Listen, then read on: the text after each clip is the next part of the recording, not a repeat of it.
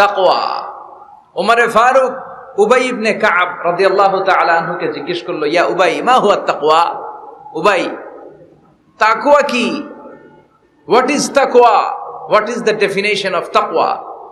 উবাই ইবনে কাব প্রশ্নের উত্তর না করে ওমরে ফারুককে আবার প্রশ্ন করে বললেন, আমা সালাকতা তরিকান যা শাউক?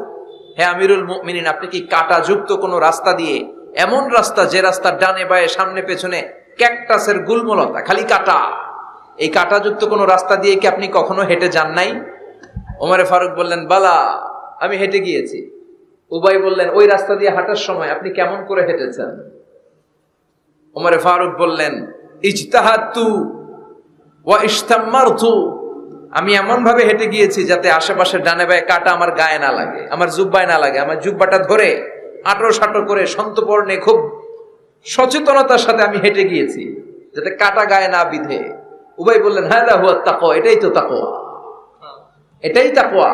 এমন ভাবে এই পৃথিবীতে আপনাকে চলতে হবে যাতে শয়তানের কোনো হাতছানি, কোনো পাপ, কোনো পঙ্কিলতা, কোনো ধরনের অশ্লীল